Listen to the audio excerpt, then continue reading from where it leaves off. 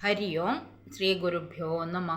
ഹരി ശ്രീ ഗണപതേ നമ. അവിഘ്നമസ്തു. ശ്രീ ഗുരുഭ്യോ നമ. എല്ലാവർക്കും നമസ്കാരം. ഹരി ഓം. നമ്മൾ മുകുന്ദമാലയാണ് കണ്ടുകൊണ്ടും പഠിച്ചുകൊണ്ടും ഇരിക്കുന്നത്. മുകുന്ദമാലയിൽ 7ാമത്തെ ശ്ലോകത്തിൽ പറഞ്ഞു, മരിക്കാൻ പോകുന്ന സമയത്തും ഭഗവാന്റെ സ്മരണയുണ്ടാവണമെങ്കിൽ മുന്നേ തന്നെ നമ്മൾ ഭഗവാന്റെ സ്തോത്രങ്ങളും കീർത്തനങ്ങളും മനസ്സിൽ പറഞ്ഞുകൊണ്ടേയിരിക്കണം എന്ന് പറഞ്ഞു.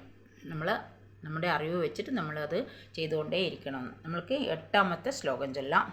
ചിന്തയാമി ഹരിമേവ സന്തതം മന്ദമന്ദഹസിതാനനാംബുജം നന്ദഗോപതനയം പരാൽപരം നാരദാദിമുനിവൃന്ദവന്ദിതം.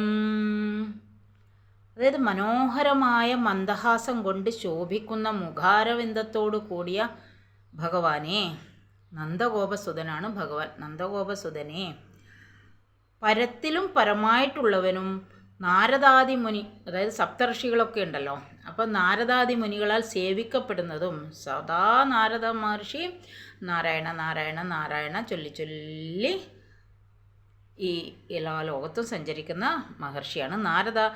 നാരദർ മുതലായ മഹർഷിമാർ എപ്പോഴും വന്ദിക്കുന്നവനുമായ ഹരി ഏവ ശ്രീകൃഷ്ണ ഭഗവാനെ തന്നെ എല്ലായ്പ്പോഴും ഞാൻ സ്മരിക്കുന്നു എന്ന് പറഞ്ഞു.